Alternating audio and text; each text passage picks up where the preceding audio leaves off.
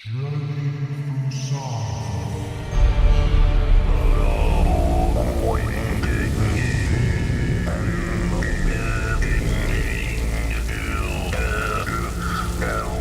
the Duke's son lives, no Atreides will live. my lord, you gave your word to the witch. She sees too much. I said I would not harm them, and I shall not. But Arrakis is Arrakis, and the desert takes the weak. My desert. My Arrakis. My Dune. Muad'Dib, the prophet, the one who points the way. What if Paul Atreides were still alive? Enough! This must not come out. Even to your father's ears, understand? Shai Hulud decides today if you become Fremen, or if you die.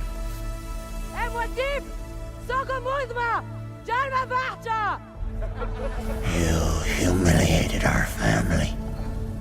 You humiliated me. Kiss or die. May thy knife chip and shatter. Welcome to Journey Through Sci-Fi, with me, James. And me, Matt. Every series on this podcast, we explore the world of science fiction cinema by taking a trip through a different subgenre of sci-fi. This series, our journey is through the fantastical world of space opera. Welcome back, listeners. I'm very excited to introduce today's episode as we are talking about Dune Part 1 and Part 2, directed by Denis Villeneuve from 2021 and brand new at the time of recording, 2024 for Part 2. James, what an exciting time.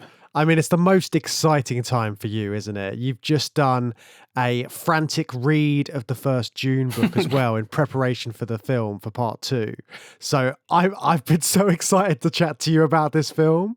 You're the biggest Dune fan I've ever come across, so I'm looking forward to it. I'm as duned up as I've ever been as well. So as you say, I reread the book. I watched Part 1, and I mean, we watched Lynch's version and the documentary Jodorowsky's Dune not that long ago. So it's been an exciting couple of weeks.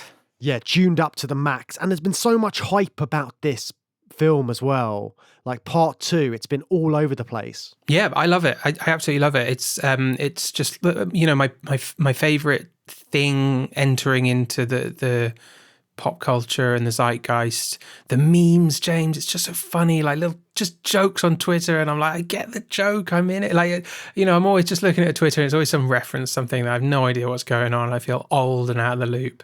But finally, the thing that I love is front and center in the zeitgeist. And it's done so well, and it's been so successful, and everybody loves it, and it's doing really well, and it's a big deal. And I'm just really happy with the situation regarding Dune at the moment. What have been some of the best memes and things you've seen? Because I sent you, there's one that was going around of someone who was going to the screening of Part 2, and they'd made a sandworm, and they were riding around that in the foyer to the cinema. I mean, that was great. Yeah, that's definitely up there. I mean, I absolutely loved that guy. His outfit was incredible. It's not, I mean, memes were made of it, but just the general concept of the popcorn bucket. And I guess just to give some context, anyone might be downloading this in a few years' time when this has sort of drifted away. But they've made a, and I think it's only available in America because I did not see it on sale, sadly, over here. But a popcorn bucket that has the lid is like the mouth of a sandworm. Although it doesn't even really look like a sandworm. It's just sort of big rubbery orifice. And it looks like a sex toy. And people have had an awful lot of fun with that. I think your exact wording was, it looks like a giant fuck bucket. Fuck bucket, is that what it said? Yeah. Well, it does. It does. That's what it looks like, guys. But, I mean, if that kind of merchandise is coming out, we've got memes everywhere. It's just all over the place. Yeah, well, let's tarry no further, James. Shall we get started? We're going to talk about both films. We're going to be jumping back and forth. We're going to be covering it mostly as one experience, right? And it is an experience. I hope you are ready.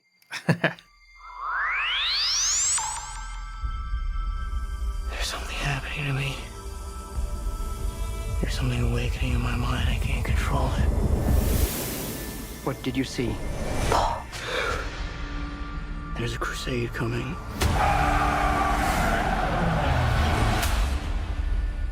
Do you often dream things that happen just as you dreamed them? Yes.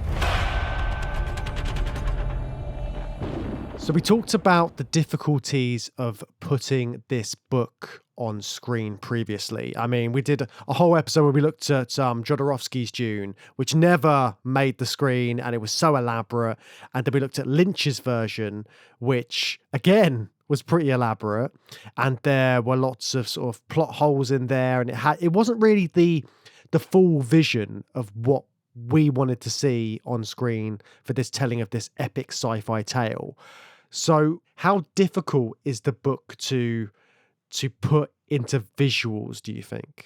It's very difficult. What I would say is Villeneuve makes it look completely effortless across these two movies, which is an incredible achievement, especially if you've followed the story, watched Lynch's version, watched the documentary, and seen what a challenge it's been for him to make it look so effortless across about, 5 hours, a bit more actually, but to feel pretty effortless as well. That's an incredible achievement. But I think that there's a lot of factors at play. It's a long book, first and foremost. It's a long book that covers a lot of time and activity. And just in the way the book is actually written and structured, there's an awful lot of internal action. So whether that's Paul's prescience that becomes stronger and stronger as the book goes on, the way Frank Herbert describes that is not particularly visual, it's sensory, I would say. So quite hard to put on screen. And also, particularly in the first half, there's a great deal of just characters talking to each other and not saying what they mean at all, and then thinking for the benefit of the reader what they really think, or communicating through like sign language or meaningful glances and stuff like that.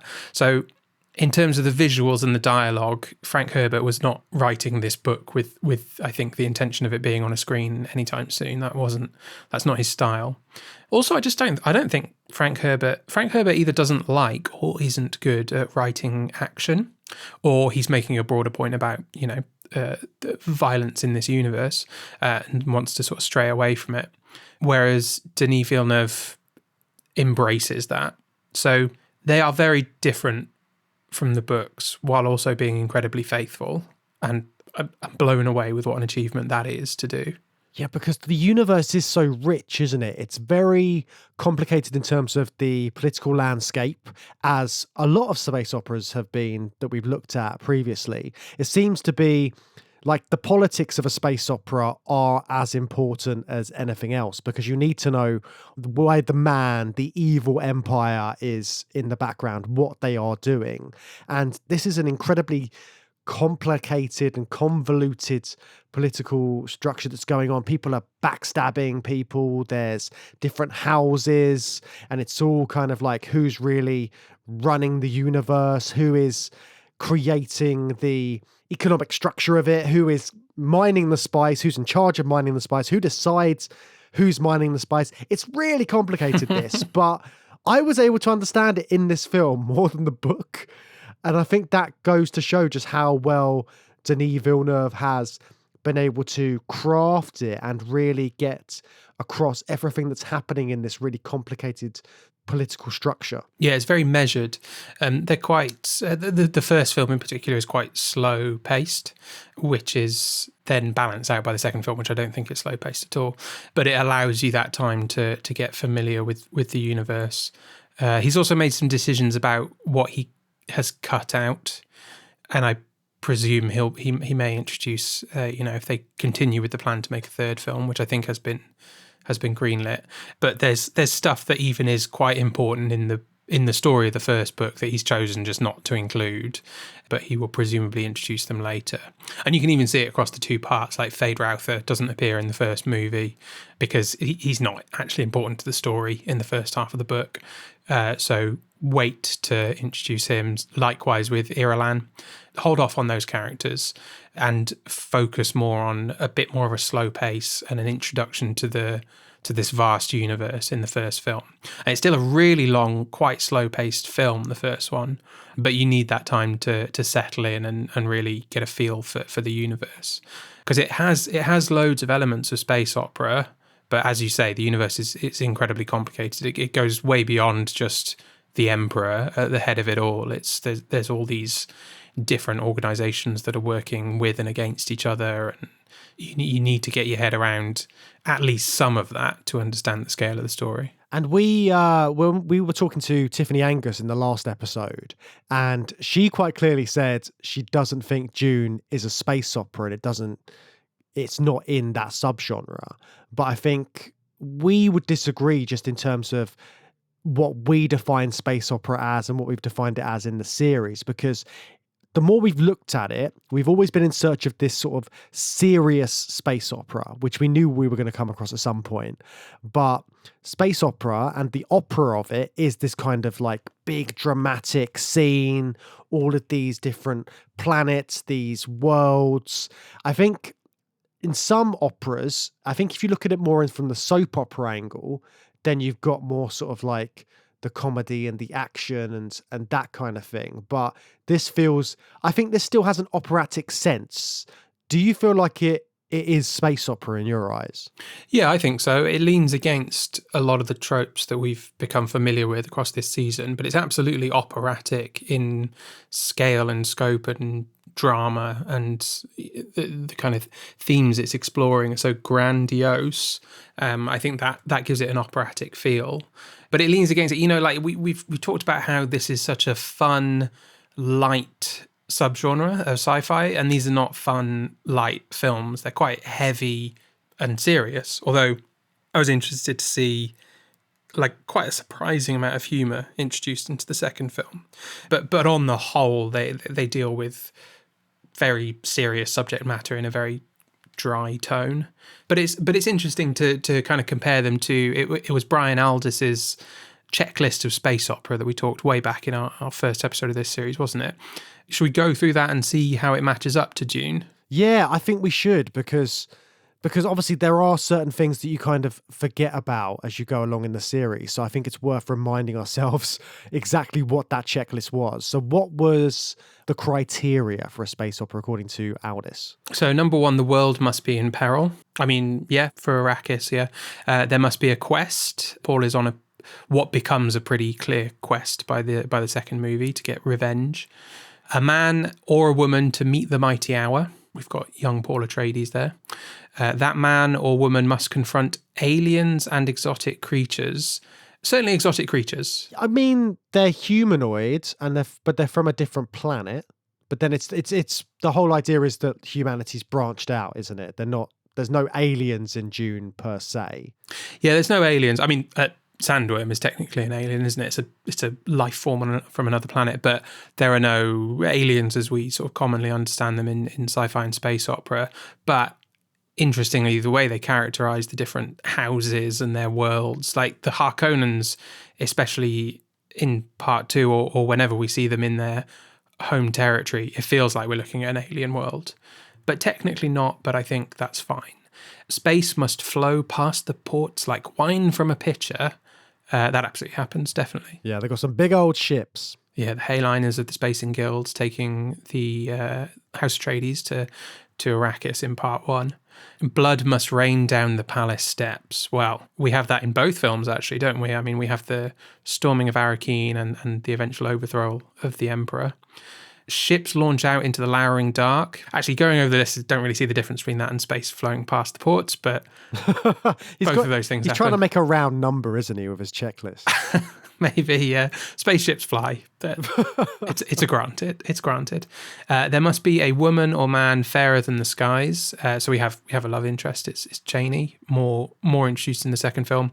A villain darker than a black hole. Well, come on. There's some pretty dark villains in here. Masochistic villains, disgusting looking villains that sleep in tar pits to heal themselves. It's gross. And then finally, here's an interesting one, James.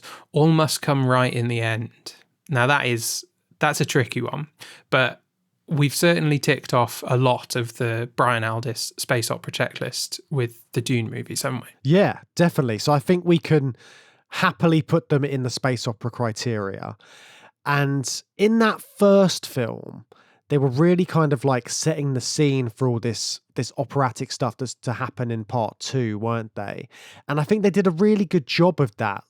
The way that they introduced the planet of Arrakis in the first film. We talked about this when we looked at it previously. Like the way that they go from the Atreides homeworld and they make such a spectacle of when they're going to Arrakis, and then going from basically a planet which looks like Scotland to this desert planet. It's quite a dramatic shift, isn't it? And they've really done a great job of kind of distinguishing these two worlds. Yeah, and so important for space opera, isn't it? We talked about it so much, the different locations you go to, and you have to work a bit harder in this first film because there aren't that many locations. We get Gidi Prime as well. We get the Harkonnen homeworld, which is pretty horrible, appropriately horrible. This kind of dark, dank, industrial nightmare world. But the vast majority of the film happening on Arrakis. But yeah, we have that brilliant contrast. And I remember we talked about this when it first came out, that the film spends much longer on Caladan than the book feels like it does. But that contrast is so important. Again, when we're talking about the world building and getting new viewers into this world, you need to physically feel the change, don't you? You need to feel a difference in location, and it's very dramatic when you go from the ocean planet of Caladan, and they really play that up. You know, ships launching out into the lowering dark. Well, from Caladan they do that from beneath the ocean. There's so much water there that you can even launch a spaceship from the ocean in this beautiful, dramatic way. And then you go to a desert planet to experience the exact opposite of that. And you see that change in Paul as well, don't you? Because you see him as this young, inexperienced kid in that first film at the very start. And then bit by bit, we're going to track his development into this messianic figure by the end of the second film. So it's quite interesting just seeing that develop. And when I was watching part 1 again, I was just reminded of that and just how different his character is at the start. He's obviously very switched on. He's very clever. He's doing all of this research about Arrakis before he gets there. He's fully clued up on what he's going to experience. But there is this kind of grizzled nature that you get in Paul as the time goes on. Yeah, I really noticed the impishness of Chalamet's performance. Impish is a great word for Chalamet, isn't it? And actually, interestingly, I don't know if Chalamet took any inspiration from Carl MacLachlan, but I was really reminded of MacLachlan's performance in the E24 Lynch version. He has this, certainly in the first half of that movie, where he has a very impish, he has a cheeky smile a lot of the time in the training scenes, contrasting against Gurney, who is like really angry and wants to get him riled up and learning how to fight. But yeah, he has this like impish quality to him. I mean, it's a testament to him as an actor, like the transformation that he goes through from being this little impish guy to being this battle-hardened leader without much physical change either, I would say as well. I think we were talking about how interesting it would be to see if like Chalamet was going to get absolutely jacked, for part 2 Yeah. and be like really hench. And obviously he hasn't done that because I think that would be compromising to his career to not look like what he looks like. But to do that through his performance is obviously a greater achievement as an actor, isn't it? He did seem, I don't know, there was something about him in part 2 which made him seem bigger. I don't know if he just looked more... That was acting, James. It's just acting. I thought he looked fuller in the face in that second film. I feel like he's been eating better than he was in the first one. Yeah. Maybe he's a bit bigger. Maybe he's become a big, strong boy. But I do think that his performance is so good across the two films and so consistent as well. Because I don't think they shot any of part 2. This isn't a back-to-back shooting job, is it? These are two completely separate productions. So he would have had to have made those decisions as an actor and with Villeneuve of how they were going to approach that character across the story, but he only had one production's worth to set out his stall as Paul in the first movie. Yeah, and apparently Villeneuve sought him out for the role as well. He didn't do like auditions. He was like, Timothée Chalamet should be Paul Atreides. And I think he was right. And then also I think there's a story about how Chalamet had put an alert on his phone, like a Google alert, for any news about the Dune film when it was announced, because he really wanted to be in it as well. Oh, okay. Obviously, it was just meant to be. And I think everybody that's a part of this film, I mean, the vast majority wanted to be a part of it because they were fans of Dune. I mean, Hans Zimmer doing the music, he was a massive Dune fan. But I don't know if all the actors were Dune fans. There's an amazing interview that Florence Pugh's done about someone that she knows. So her best friend's boyfriend found out that she was going to be in Dune Part 2. Like, they'd never really spoken before, but he's a massive Dune fan. So he started texting her all the time, trying to get information on the film. So it just goes to show how passionate Dune fans are. Oh, yeah. Well, yeah, absolutely. And was it like public knowledge that she was playing Irulan, or did she have to like keep that close to her chest? I mean, I'm sure she would have told him at that point. She would have been like, I'm playing this character. And then he would have been like, did you know this? And did you know that? That's what I would have been like. It's pretty obvious as well. As soon as it was announced she was going to be in it. I can't remember if I found out she was going to be in it or if I just found out she was playing Irulan at the same time. But I think it's pretty obvious, like, because I mean, there aren't many women characters in the film, to be fair. And then casting a massive name like Florence Pugh, it's pretty easy to be like, I think I know which of the few remaining women she's going to be playing. You say that, but it's such a female-focused film, isn't it? Because all of the Bene Gesserits, it's like a matriarchy, isn't it? And there's lots of strong female characters in both films. Well, yes, those characters have had their roles increased for the movies, though. Jessica is like a main character in the book, and her role hasn't been increased that much. It's been slightly changed in the second film, but all of the other women in the story have been massively like brought to more prominence by the film than is in the text. And yeah, there's this matriarchal organization, but they do most of their work by just hanging out near powerful men and telling them what to do. They're not in the story of the book Dune. They don't do a great deal. The Reverend Mother shows up at the start. Jessica's around the whole time, and Lady Fenring does what she does in the middle of the book. But that's about it, I think, from what I recall. And Cheney as well. Yeah. They've got some really interesting relationship dynamics between all of them as well, which we'll get into more when we talk about part 2 properly. But also the structure of this first film. So I was quite, well, I remember complaining about it when we watched it, because doing the first half of the book, trying to end it in a dramatic cliffhangery way is difficult. And because you saw that great big battle where the Harkonnens arrive on the planet and they take over and massacre the whole Atreides house, then it's just Paul escaping into the dunes, into the sand, and then you end with this one-on-one fight, don't you, between one of the Fremen and Paul. Watching it again, did that structure make sense to you? I mean, it made sense to me more watching part 2. I think that you see things at the end of Dune 2 that work very nicely with Dune Part 1. I remember the first time I watched it in the cinema, I was just so like enthralled, and I was just having such a good time watching Dune on the big screen that I didn't really think about the structure of the film at all, to be honest. And I also didn't know that the film was going to end when it ended. I think we watched it together for the first time, and I was, I hate long movies, but we would have been sitting there for like 3 hours, and I was just locked in. And I sort of turned to you and I was like, oh, that's the end. Oh, no. I was happy to keep going for as long as the film was going to keep playing. But rewatching it before I saw part 2, like the structure is mad. And even I got a bit bored revisiting it, because you have this huge build up to the Harkonnen attack on Arrakis, which is amazing and is a filmic climactic sequence. And then you have another hour of the film. It's crazy, where not a lot happens. It's Paul and Jessica in the desert for the large part, isn't it?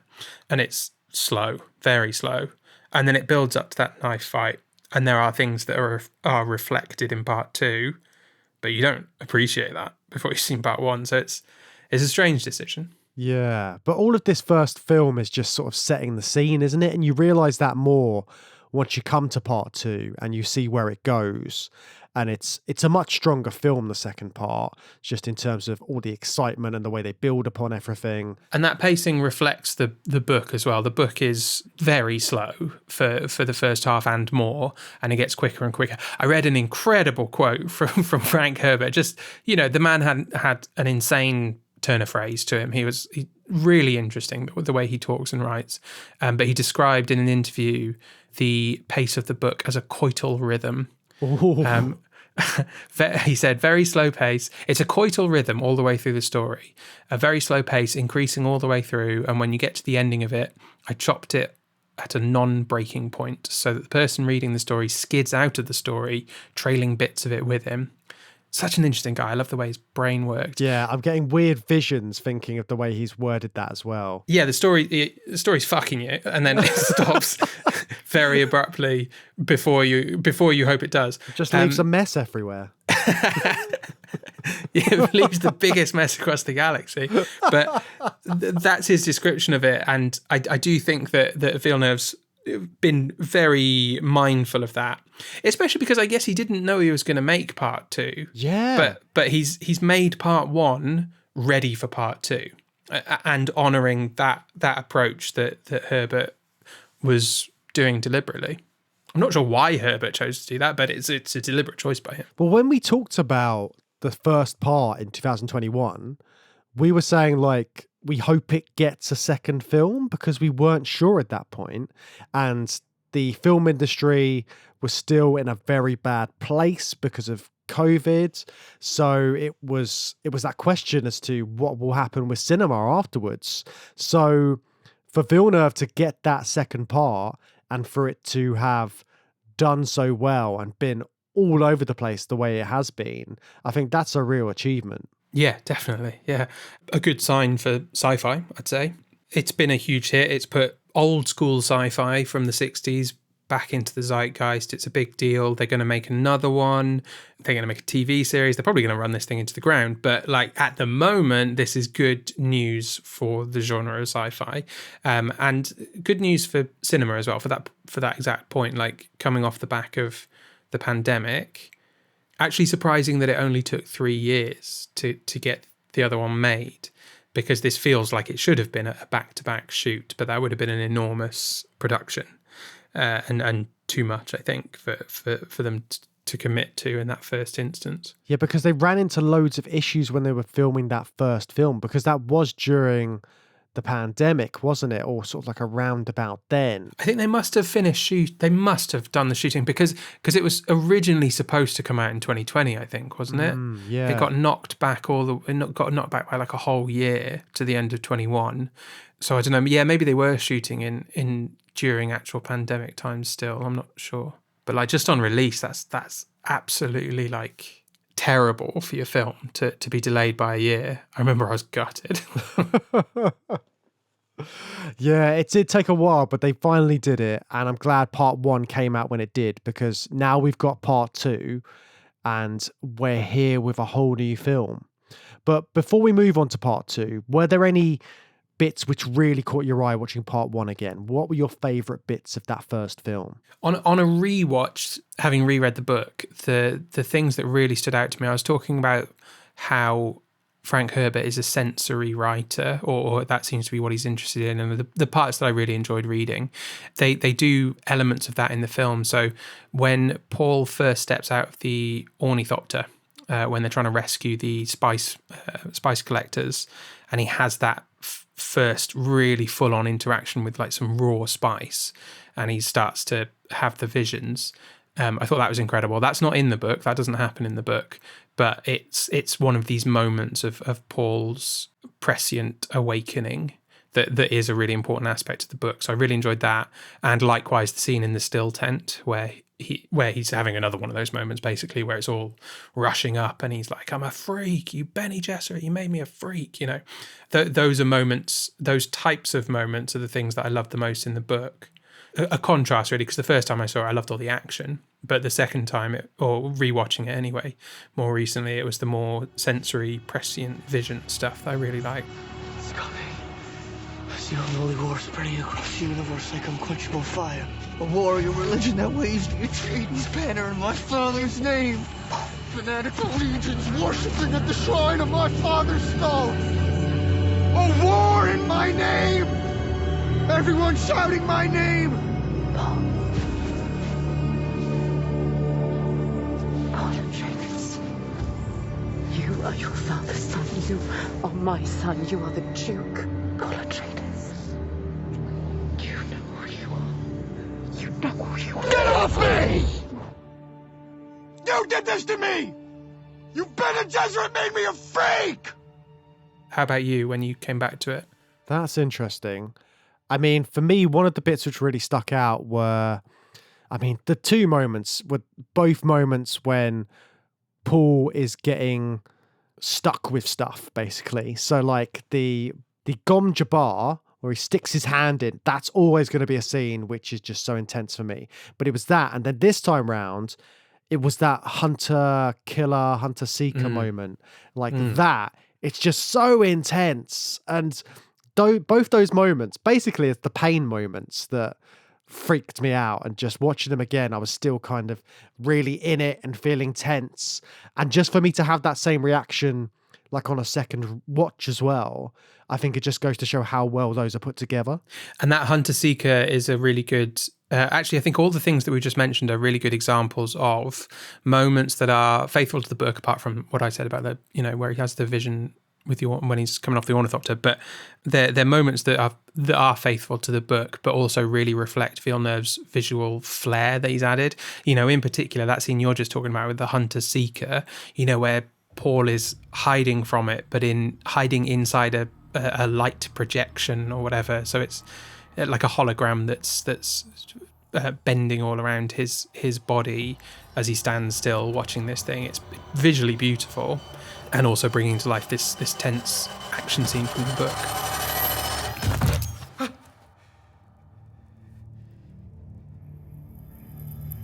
It's a hunter-seeker. The operator must be nearby.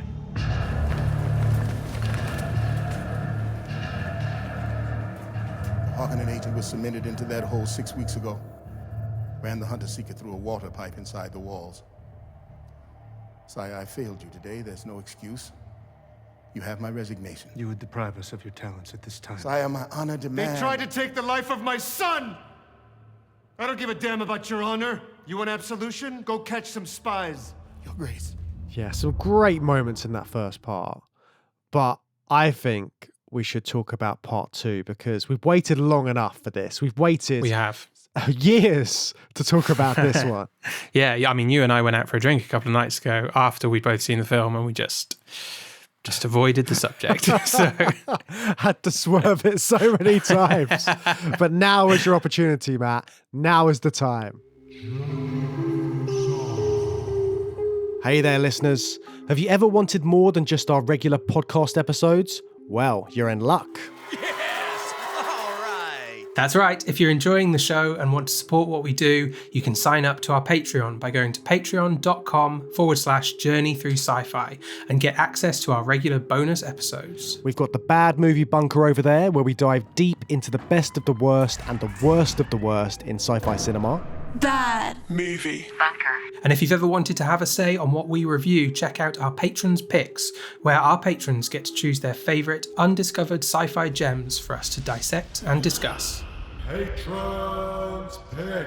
But that's not all, folks. We're always keeping our feed up to date with the latest in science fiction cinema. You'll get the freshest reviews, along with exclusive miniseries covering the biggest and best sci-fi franchises. So if you're ready for an even deeper dive into our sci-fi universe, become a patron today and unlock exclusive bonus episodes that you won't find anywhere else. We hope to see you there, but for now, let's get back to the episode.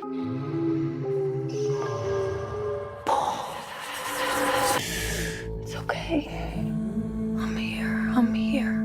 It's been a while since you've had one of those nightmares. Tell me, what was it about? It's only fragments. Nothing's clear. You've been fighting the Harkonnens for decades. Look! My family's been fighting them for centuries. Your blood comes from dukes and great houses. Here, we're equal. What we do for the benefit of all. Well, I'd very much like to be equal to you. Maybe I'll show you the way.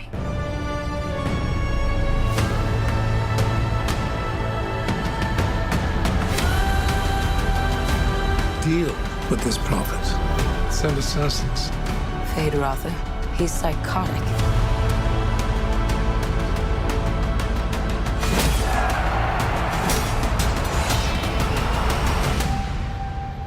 I see possible futures all at once. And in so many futures, our enemies prevail. But I do see a way. There is a narrow way through. Okay, hit me with your thoughts then, Matt. How does it match up for you compared to the book and being such a big Dune fan? I absolutely loved Dune Part 2. I thought it was perfect. I thought it was just brilliant. I was so satisfied. I was so happy with it. And most importantly, I think it's a very good adaptation of the book. And when you put them together, they're a very good adaptation of the book. There are big differences in Part 2 from the book. More so than in Part 1. It's not just omissions, there are changes. You can see the thought process behind all of them. The thought process is sensible. It doesn't contradict the story or message of the book. And in some ways, those changes actually not enhance the message, but translate the message to a cinematic language that I think is vital, really. And my initial reaction was a bit like, oh, that's a bit weird that happened, but the more I thought about it, then like that was absolutely necessary to communicate the message of the book. What did you think? I really enjoyed it.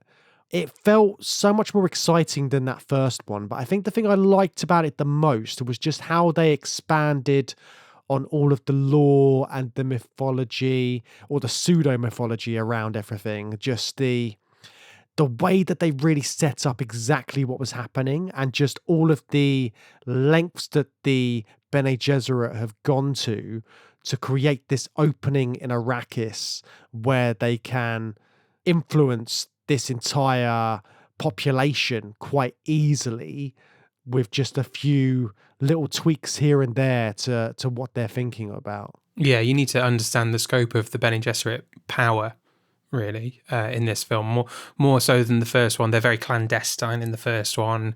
It's an old lady who comes and does a test on Paul, and they've got some weird breeding program that doesn't really make sense.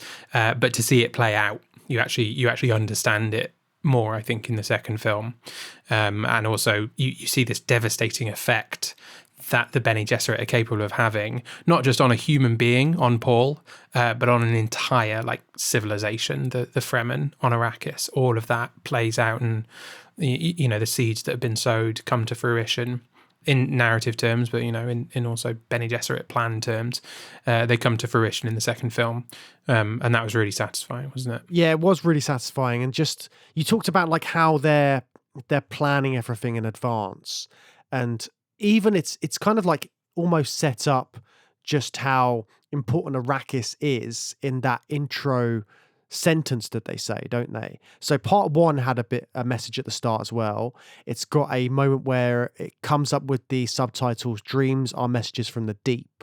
So you talking about how important those prescient moments were for you watching part 1.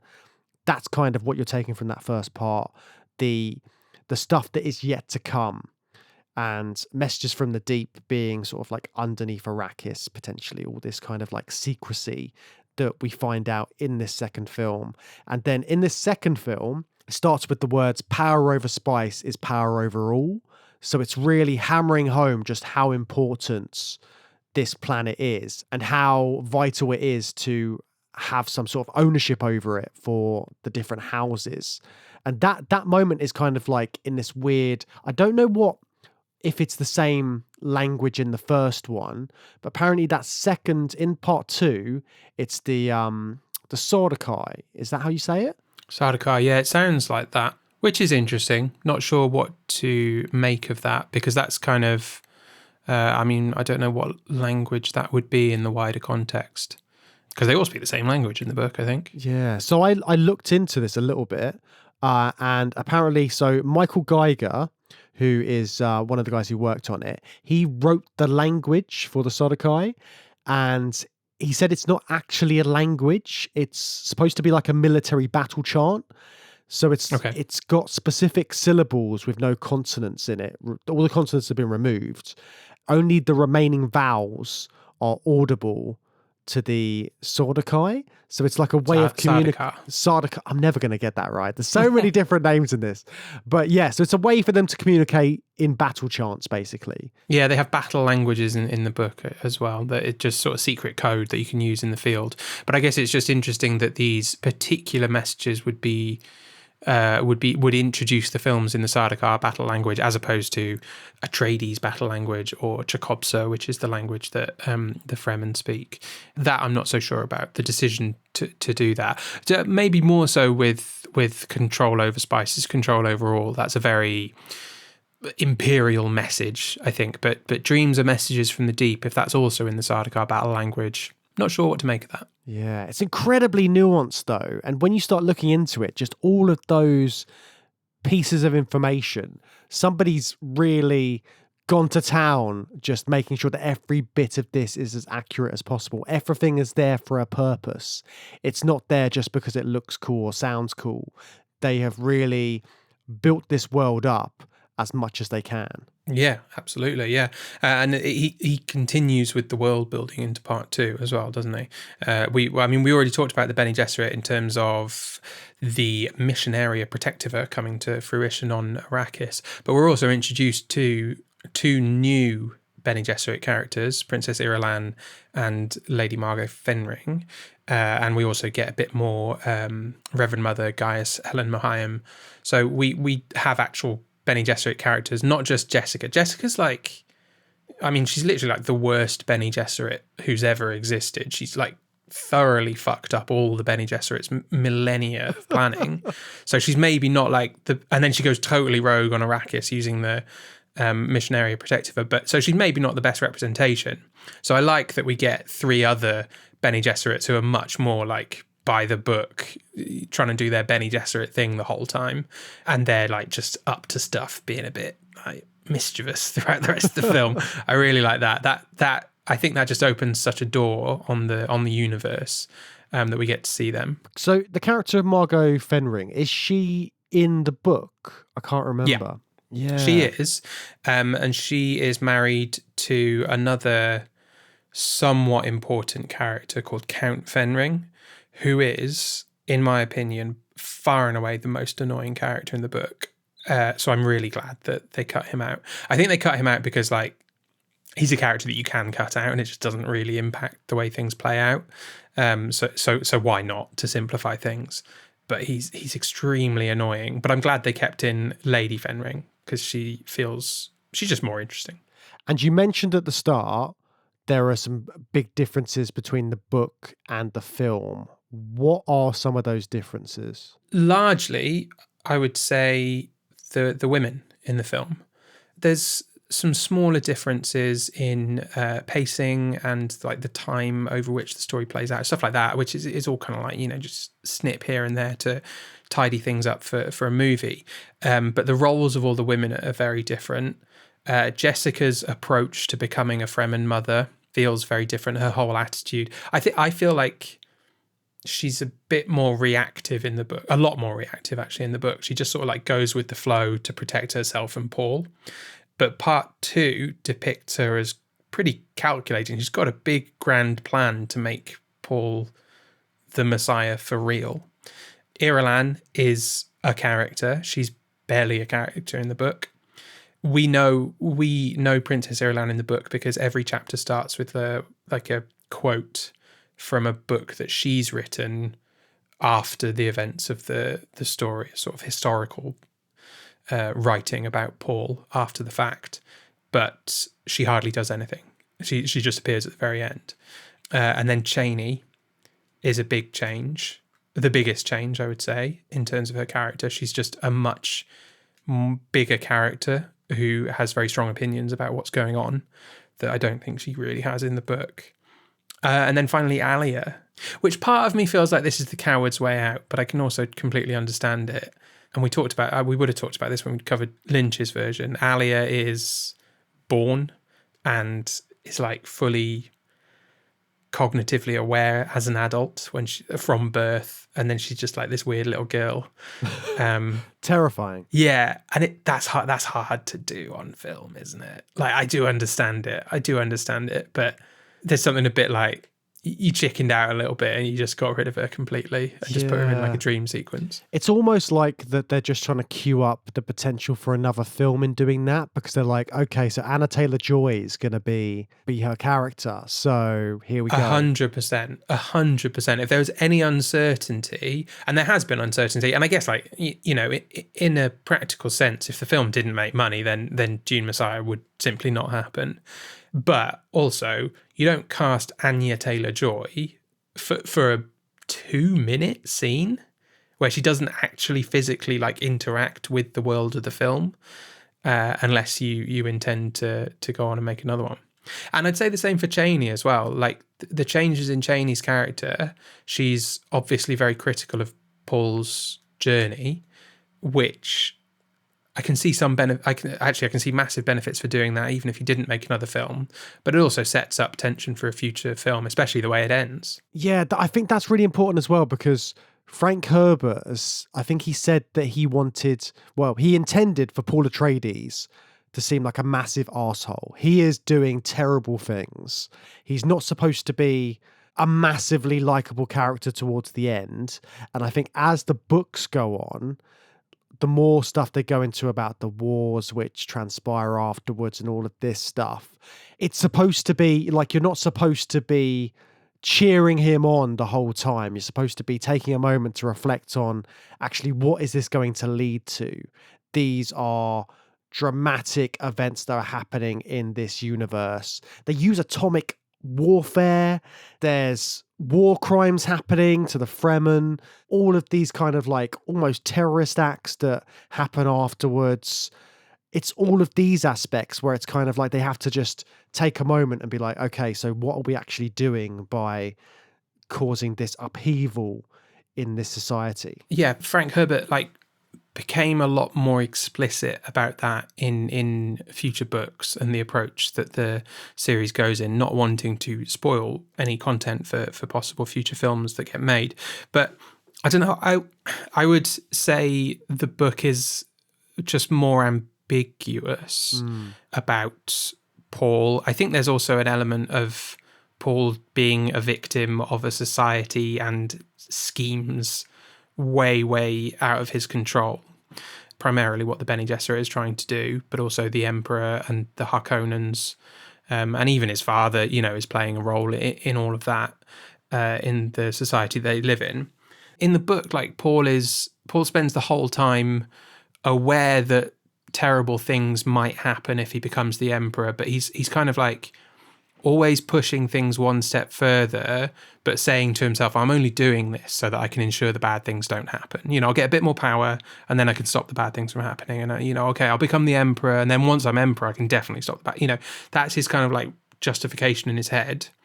But he's increasingly caught up in things where he thinks he is losing control of that outcome. And I think at the end of the book, it's a little bit more ambiguous, but you do have these Irulan chapter things where you realize, well, this is historical information about Paul after the events of the story, and some of the stuff thrown in there is actually really grisly. Like, she's talking about really awful things that Paul does after the story, and you have to put all that together kind of at the end and try and make a judgment on Paul, if that's even appropriate to do. That's where it leaves you, as he was saying in that quote I read out. You know, it rips you out of the story, you know, just before all of those everything's getting resolved and leaves you skidding out. Now, the thing with Cheney in the film is that you need a cinematic storytelling device to bring out that aspect of Paul. You need to be able to see the dangerous side of Paul's journey.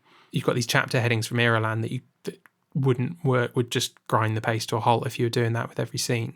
So to have a character that you can see Paul through their eyes, who is worried about him, disappointed in him maybe, I think that's really important. And that's one of those decisions that I think is a necessary adaptation to make, and a really important one that works really well in part 2. Yeah, it's so important because he's really depicted in the film, at least, as his reluctance is really focused on at the beginning, isn't it? He doesn't want to have to take up this role, and he's trying everything he can not to.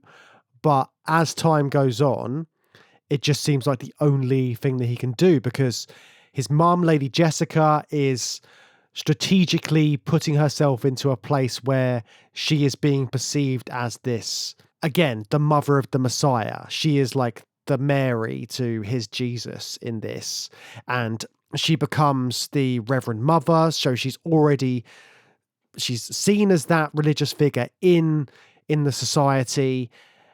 And then it's kind of just edging him closer and closer to doing what he must do, which is to take up this mantle of this Messiah figure for the Fremen. And it's not like people aren't talking about it throughout the entire film. Stilgar is really sort of egging him on to become this figure in the society and sort of lead the Fremen and basically bring about this big war that's going to happen.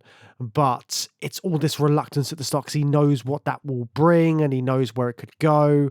And Cheney's, like you say, Cheney's the great sort of counterpoint to that, because she keeps saying, you know, it's not real, really, so why would you do it? Yeah. Did you find their romance believable then? Because I guess if Cheney is as swept up in events as much as any other Fremen, but critical of the Messiah story that's building, how do you feel about the love story between Cheney and Paul? Did you enjoy it? Did you find it believable? It's one of those ones where it's not as sort of like typical Hollywood as you would expect. It's not kind of like a massive love story where he sweeps her off her feet and then they live happily ever after. It's more of a raw relationship that you can see, and you can see why they are together because of the way that they have been thrown into these situations. And Paul has been dreaming about this girl since he was a teenager back home on his home planet. So he sort of knows where it's going to go with the relationship stuff. So he's still putting the moves on her, and she is teaching him the ways of the Fremen, how to do the proper sand walk dance along the dunes, all of this stuff, and it brings them closer together. So you can totally see why they hook up, but it's not like this massive, all-inspiring love story that you get in a lot of like more over-the-top space operas. Yeah, and maybe that's appropriate. Maybe it shouldn't be too romantic because you don't want your audience getting too invested in their love story if the direction you want to take it is that Cheney is kind of horrified by Paul's transformation into the Emperor. Yeah, horrified, and also like left by the wayside by the end of the film. Which is a semi-significant departure from how it plays out in the book. But again, I think it's important to have that character that's viewing Paul in that way. So we get some incredible moments. You were talking about the action. We've touched on the action a little bit. What did you think of the kind of, well, the action scenes in part 2? It's kind of almost full of if not action scenes and set pieces and big moments, isn't it? Yeah, there's so much stuff going on in this. I mean, one of the ones which really stuck out to me, which I found a bit unusual, is when they're doing like an assault mission on one of the mining vehicles, and Paul and Cheney are running around, and then Cheney's got a rocket launcher, and they're just trying to avoid being hit by a sniper and all this kind of stuff. But it was so intense, that scene. I was properly getting into it. I know they're going to get out of this okay. It's going to be fine. But just the way they shot it and the sheer scope of it, I was really in that moment. Yeah, and that's an interesting, speaking of like romance in the film, isn't it? That's an interesting thing to have your romantic leads doing, isn't it? Going out, like blowing up a big spacecraft, basically. Let me load your rocket launcher for you, my love. Well, but that's not how they do it, is it? No, but it's kind of, yeah. But it's appropriate, I suppose, isn't it? That I feel like that is how Fremen would court each other, isn't it? Yeah, Cheney's much more like, come on, sort this out now. I need you to do this now. Which is how she is in the bedroom as well, I imagine. Yes. Yeah, that was one of my favourite ones. What were some of the action scenes that really stuck in your head? I can think of one big one. I mean, there's obviously riding Shai Hulud. The biggest one. Yeah. That's like the thing that everyone's been waiting for, isn't it? Yeah, riding a big old worm. Yeah.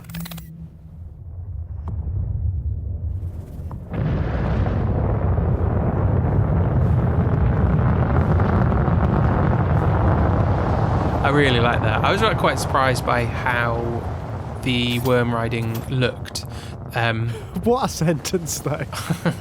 I always imagined it that the worms would be above ground when I imagine the worms. But I guess it makes sense. It's just the exposed part is above ground. Yeah, and the way he's kind of almost surfing on the worm is such a... Surfing the worm. Yeah, surfing the worm.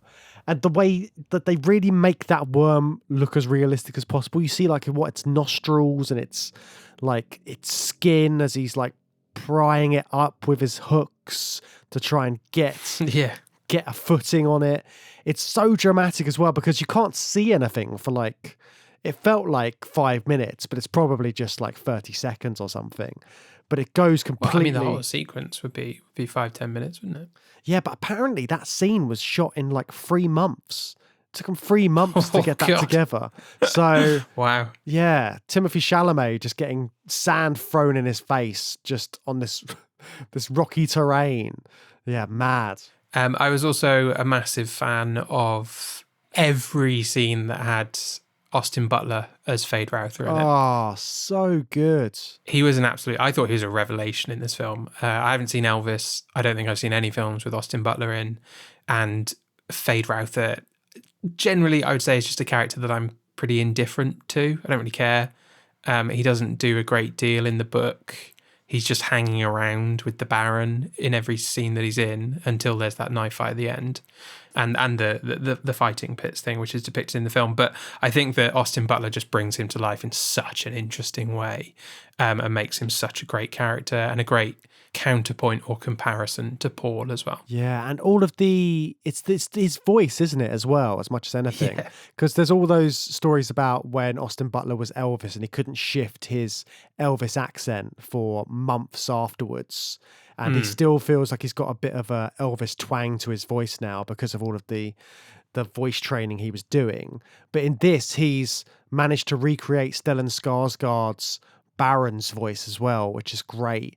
And that really makes it work for me as well, because it's not just... He's like part of the family. They all have this kind of voice and this kind of dialect. The way of speaking, I think, is so important to his character. Yeah, kind of. Well, it's Skarsgård's natural pattern, I think, voice, isn't it? Yeah. Basically, he exaggerates his own voice to play the Baron, but it is his voice, and then Butler's imitating it. Bautista's doing his own thing, and brilliantly. But I was surprised that I liked Austin Butler so much. I even thought he was outshining Dave Bautista, and I love him, and he's brilliant as Raban, but Butler's just outshining everybody. He's so menacing and creepy and weird. It's just brilliant. And part of that is the scene you get on the Harkonnen planet. What's the planet called? It's called Gidi Prime. Gidi Prime. So Gidi Prime, this planet which is, it's all on the infrared spectrum. The sun's like infrared or something like that, I think. They describe it in one scene as they do reference it. They say they either say underneath our black sun or underneath our white sun for the celebration for Feyd-Rautha's birthday. I can't remember which one they say, but that felt very space opera as well, didn't it? It was just like, oh, let's just have like a mad explanation for why everything looks crazy in black and white. And actually, it would have been, you know, and it would have been absolutely fine, I think, to just shoot things in black and white on Geely Prime, just to make it look weird and different. But I appreciated having a little space opera explanation for that as well. And that also, for me, it made the world building even better, because when you see the Harkonnens on Arrakis, they are kind of out of their element, aren't they? And you understand that more because they've all got these weird suits on. Some of these suits float up into the air, which is amazing, but they've all got shields over their eyes because they're used to low light. They're used to this different planet. And then there's scenes, I think there's scenes where they're like throwing up and stuff because it's, I don't know, it's just too much for them, the lights. And also when you look at Raban, his character, when he's looking into the sort of like the desert, trying to see what's going on, if you think, okay, so he can't see very well anyway, and it's compounded by the fact that he's fighting these Fremen who can see well in the sand, and also their footing is great on the sand because of all these funny dances and things that they do on the sand to avoid getting eaten by worms. So all of those elements really came to light after I'd seen Geely Prime and had a real think about that. Yeah, and what did you think of the slave pit fight scene, which lasted a surprisingly long time, but I really enjoyed? Oh, it's great. I just didn't know where it was going. I was like, what's going to happen now? And yeah, I like the fact that there was this, it was basically a chance for us to get a proper insight into Fade as well. Also just getting a real sense of the way that he acts towards people, just saying like he just stabs someone before he gets into the pit, doesn't he? And says, oh, feed him to they're like his concubines, aren't they? But they're masochistic as well. Yeah. And they're going to eat this guy's liver and stuff like that. His BDSM babes. Oh, yeah. They were a bit weird. They're not in the book. But the rest of it is, that is all faithful. But just so cool and so weird. It reminded me of who directed The Cell, you know, the Jennifer Lopez serial killer movie. He hasn't done much. A guy called Tarsem Singh. Tarsem, yeah. It slightly reminded me of that, or in particular reminded me of The Cell. You know, when the kind of, I guess their function is like rodeo clowns, you know, the scary guys, or they're like bullfighters, you know, when they're crowding in. There's this recurring motif of bullfighting in the films, isn't there? Because Paul's grandfather is killed by a bull. So we see the bull's head a few times in the first film, including when his father dies.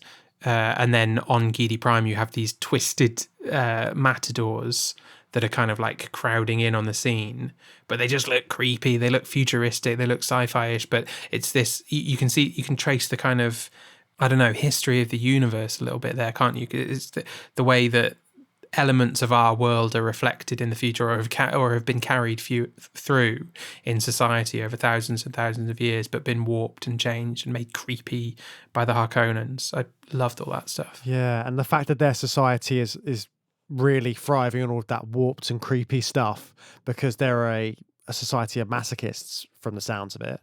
You don't really see any nice Harkonnens. Everyone's stabbing each other and doing horrendous things and cheering on gladiatorial fights. But you find out all of that and you see all of that, yet Fade Ralpha is the other prospect for the Bene Gesserits as well, isn't he? He's the other potential messiah figure that they can plant on Arrakis. Yeah, or the father of that through Lady Fenring, maybe. I think they leave that a little bit open, don't they? But certainly the Harkonnen bloodline and the Atreides bloodline are both very important, and the Bene Gesserit kind of zoom in on Fade Ralpha as the main option there because he's more controllable than the Baron, who is a terrifying maniac. I mean, they're all terrifying maniacs, but they've got an in with Fade Routher. Yeah, it's that magic combination of Atreides and Harkonnen blood that will make your Messiah, which is another mad factor of the book and the film. Yeah, centuries and centuries of careful crossbreeding, all undone because Lady Jessica had a boy. Yes, so that's the other big reveal, isn't it? That Lady Jessica is actually the Baron's daughter. Oh yeah, we get that, and that should have happened earlier. I think that I actually had it in my head that was in the first film. So when I watched the second one, I was like, yeah, we all knew that, right? But that is a big reveal in this film, isn't it? And does that feel to you a bit like is that now a space opera staple? Because I just kept thinking, well, I didn't keep thinking this. A lot of people which I've spoken to about the film afterwards were like, oh, it's just like Star Wars, isn't it? Because you've got that kind of like, you are my father, that moment. So do you think that is part of space opera now? Yeah, well, family bloodlines and stuff like that feeds into space opera so well, doesn't it? Because you always have evil empires. Empires are ruled by emperors. Emperors are dynastic rulers who pass things on to their children, so bloodlines are very important. And then from that stems a feudal society where the siblings and cousins get awarded baronies and dukedoms.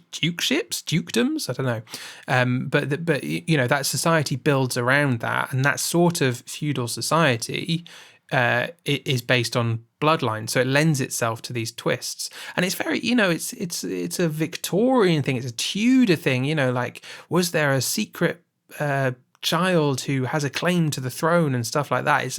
It's a completely ancient trope of storytelling, but it fits into the jigsaw that is space opera storytelling very neatly and appropriately. Yeah, and it just works very well. So yeah, I do think it's become a staple. Do you think space opera's then, in fact, a bit anti-royalist? Absolutely, yeah, because it's always, it's usually got an emperor who needs to be toppled. It's interesting that it tends to use the term emperor rather than king. I would say you rarely get an evil king, but I think that's because a king rules a country, an emperor rules many countries or many planets. So it just same thing, I guess, isn't it? But it works better for space opera settings. Yeah, and because they mirror that in the idea that these emperors are dictators as well. They're not just ceremonial figures. They're not just there in the background. These are people pulling the strings. Although in this, it's the Bene Gesserits really pulling the strings. But we do get a look at the emperor of this world as well, don't we? Played by Christopher Walken. I don't think I knew that. Me neither. Because I've avoided all that I could avoid. I knew Florence Pugh was going to be in it, but I do try and avoid things. If I know I'm going to go and see a film, then I don't need to see a trailer for it. So I didn't know it was Christopher Walken until he just popped up. I was like, oh, it's Christopher Walken. Just disappeared into that role as well. I know he's not on for very long, but just the fact that he is this character who is really pulling the strings to an extent as well, isn't it? It's when you find out about how he's signed off on the attack on the Atreides, and it's all because he was worried about them getting too much power. So he's like, okay, the Harkonnens can take over Arrakis again, and this will give me an excuse to get rid of them. But then it also goes into detail about how he viewed Paul's dad as kind of like a son as well, and that adds another layer to it. Irulan says that quite early doors, I think, doesn't she? That's in like the first scene when she's doing her diary recording. I don't know if she says that in the first scene, but she says it quite early on. We're introduced to this idea that, yeah, that's how he saw the Duke. But then at the end of the film, we kind of get this, he sort of says to Paul basically that he thought the Duke was weak. Like he's not going on about how much he loved the Duke in that scene. He's basically implying, or I think he says directly, your dad was weak, ruled with his heart, not his head, or something like that. Which is an interesting thing to say to the man who is taking your throne off you, basically giving him advice, giving Paul advice on how to rule with an iron fist. He's like, yeah, don't do what your dad did. You need to be a monster. But you're right, he did disappear into the role, didn't he? Like I loved that. I love seeing Christopher Walken in stuff these days. There was a time when I'm thinking of like the Fatboy Slim video where Christopher Walken was not a joke, but you know, everyone's doing impressions of him, and it's kind of like, oh, you know. But his you know, the last 10 years or so of Christopher Walken roles have been phenomenal. So I was very happy to see him, and he does disappear into it, and he's very faithful, I think, to the portrayal of Shaddam. Yeah, it was really good to get a view of what the royals of this world look like, and obviously Florence Pugh's character's great, and you get some real insights from her with the diary retelling. It was a great like story device for setting up what happened previously. Yeah, it works quite well in the film as well, because you know, she's introduced more as a Bene Gesserit than the Emperor's daughter in the film.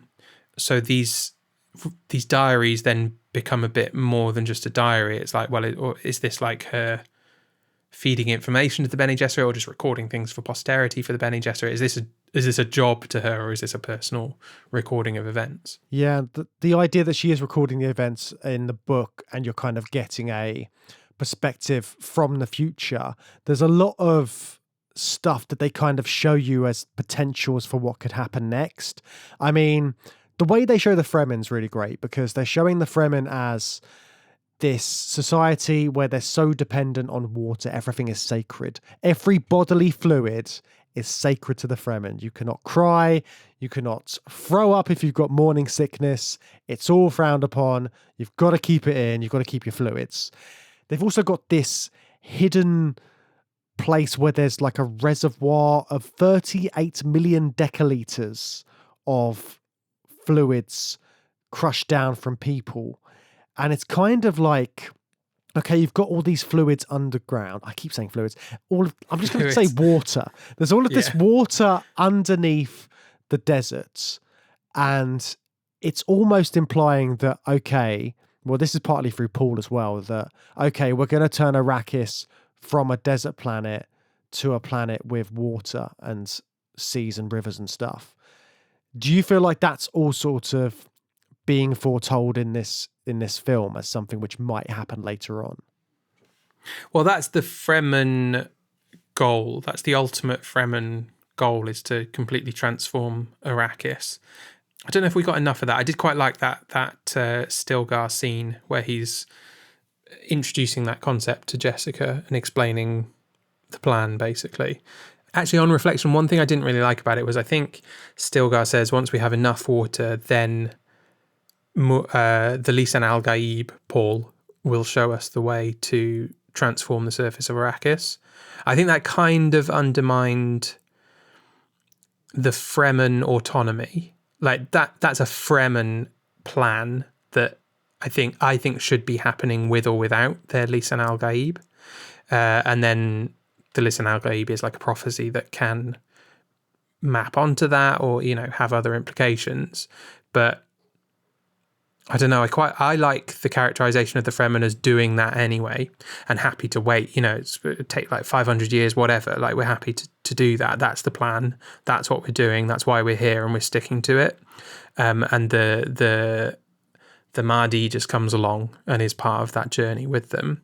So I guess I was a little bit disappointed in that. I feel like that kind of undercuts them a little bit as a people. It's that idea of hope being so dangerous as well, isn't it? And that's kind of what the Bene Gesserits have instilled into them, this kind of hope for a Messiah and this hope that he's going to lead the way. And it's the way that they've kind of turned this planet of devoted followers into a potential army that Paul can later use, or the Bene Gesserit can later use.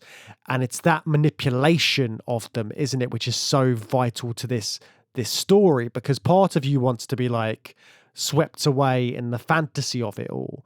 The idea that Paul's got these prescient powers, he can use the voice. It's all of that element. But then knowing that there's this political plan in play at the same time really makes you take a step back and be like, okay, so even though he's got the potential and these special powers to be like a Messiah figure, what does that actually mean in the real world of this planet? Is having a Messiah basically having another dictator who is going to control an army and then take over? Is that what they're going for? Yeah. And is that going to be good for these people or not? It's what they want. It's what some of them want, but is that good for them? And they only want it because the Bene Gesserit told them they should want it hundreds of years ago or whatever. So yeah, that's kind of the question that's being asked and what's going on. Because it would be so easy to tell the story as a hero's journey, and you root for Paul, and then he leads these people to vengeance against some bad guys. And the bad guys are bad. We have real villains who deserve their comeuppance. So it's very easy to actually tell the story in that way.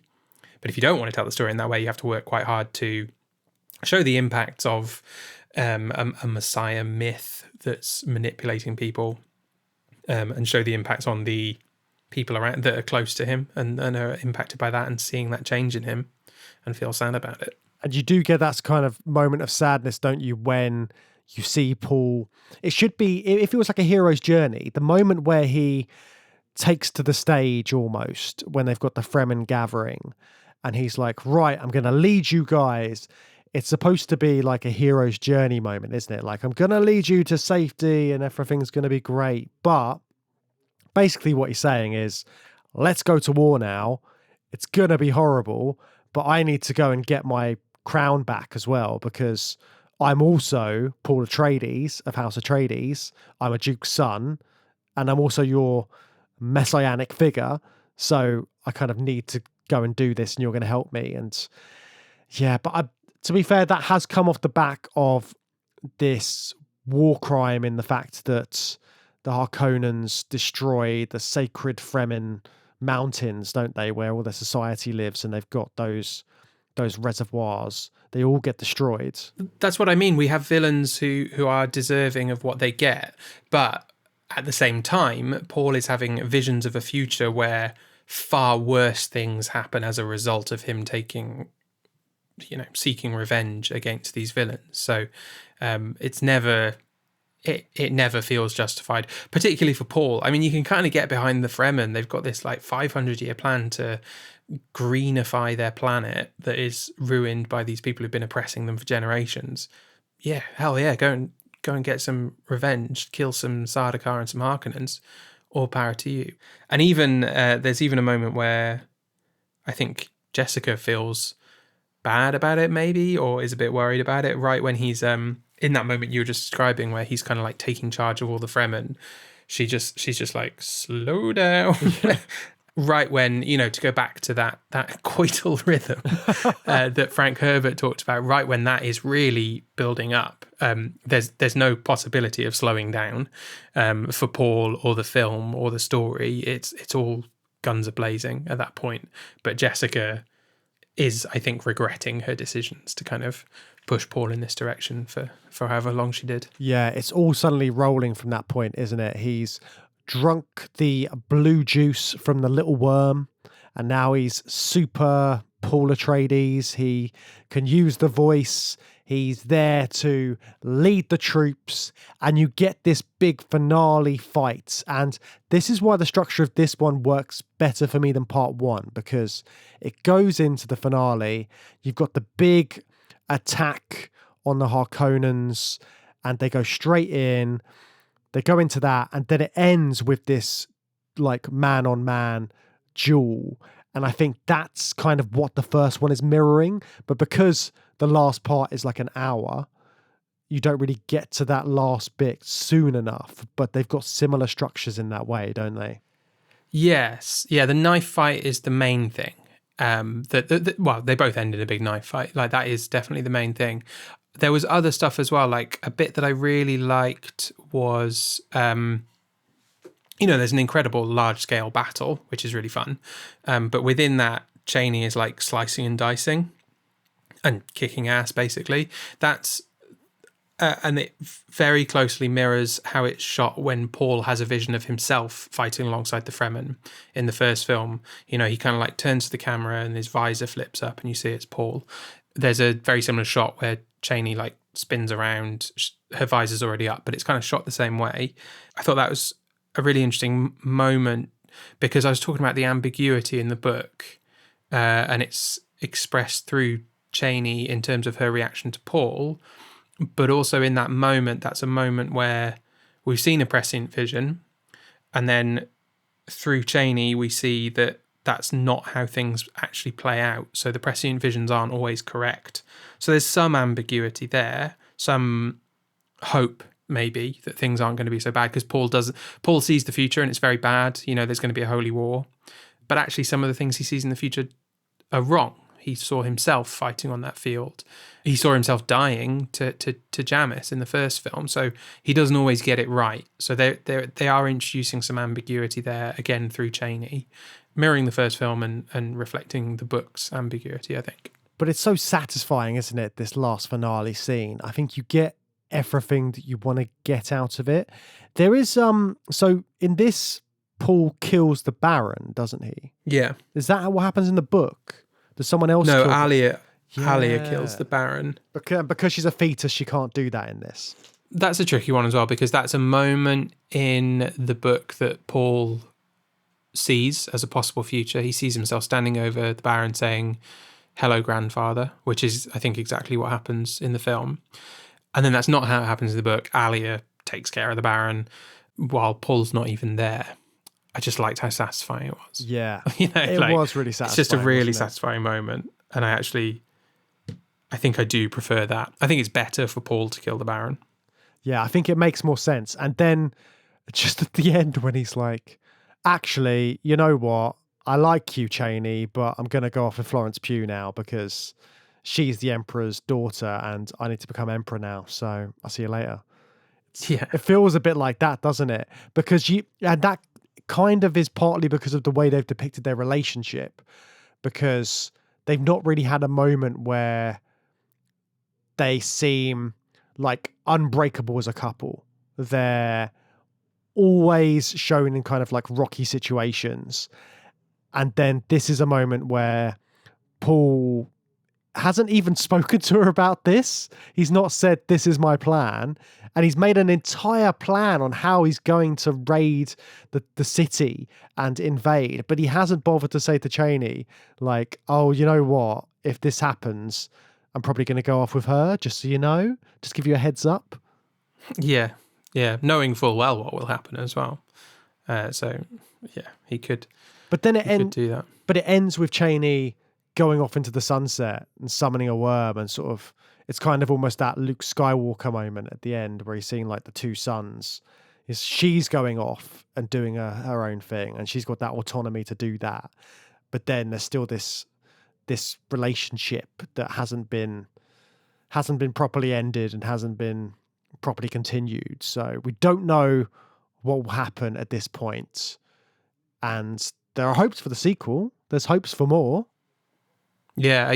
Do you hope for more? That's an interesting question, actually, because this is part 2, concluding one novel. But how do you feel about it as part 2 of a potential space opera trilogy? I think it would work really well as a trilogy because the books tell Paul's story in those first 2, don't they? Like Dune and Dune Messiah. And then it sort of spirals off. I think it would be good to conclude Paul's story. And I think, yeah, one more film would be a nice way to do that. And also, it's the space opera trilogy. It's what you want. Yes, it feels like that. And I guess reshaping things with Cheney and that ending with Cheney feeling more cliffhangery, I think, than the book necessarily does, feels like a part 2 ending, doesn't it? We've got all this looming threat of this holy war and on the grand scale, and the romantic tension to be resolved between Paul and Cheney, and I guess Irulan, if depending on how they wanted to depict that in the next one, felt very part 2 of 3, didn't it? Yeah, and I think that's a good thing if they make a third one, but also just I think as 2 parts they still work great, and I think you could just leave it ambiguous and not continue the story because it has completed that entire part, hasn't it? Because you know what it was all about, Paul getting revenge almost, wasn't it, in that first film, and sort of taking control of Arrakis. And that's what he's done, or he's about to do. He's not properly taken control yet, but it's on the horizon for him from the looks of it. Yeah, the fan in me wants more, but I'm satisfied with what we've got. I think things are going ahead now. I think Dune Messiah is happening. Good. Well, fingers crossed for that one. So we're going to get Guild Navigators, Choam Company, Benny Tlilaxu. Got all those things to look forward to. Oh my God, another 100 things I can't pronounce properly. Yeah. Well, I'm glad you're here to guide the way like a guild navigator, Matt, when it comes to Dune. In a big tube, as David Lynch made in his film. Yeah. They do look like that in, well, you'll have to wait and see. What a tease. Well, here's another tease. This is what's coming up next time on Journey Through Sci-Fi. We are going to return to the big daddy of sci-fi space operas, Star Wars. But we're looking at the big daddy space opera and the big daddy of entertainment, Disney. So Disney's era of Star Wars. That's going to be an interesting one, isn't it, Matt? I know you loved that trilogy that they did. I haven't seen these since they first came out. In what? 2015, 2017, 2019, wasn't it? So it's going to be interesting to revisit those, especially because it was so interesting to revisit the prequels and kind of reanalyze them and see how much they changed over the years. It'll be interesting to go back to the sequel trilogy as well, especially in the light of Dune now as well. I think we're in a whole new world for what is the big daddy of space opera. Yeah, I'm interested to see what you're going to say about these. I'm sure you will have your thoughts. Thanks for listening to this episode of Journey Through Sci-Fi. You can find us at journeythroughsci-fi.com, where you can find links to our social media and join the conversation. If you've enjoyed what you've heard and want to support us, why not leave us a review on your podcast app of choice? It really helps new people find the show. You can also support us on Patreon at patreon.com/journeythroughsci-fi, where you can receive exclusive bonus episodes every month. Don't forget to subscribe to the show, and we'll see you again next time for another Journey Through Sci-Fi.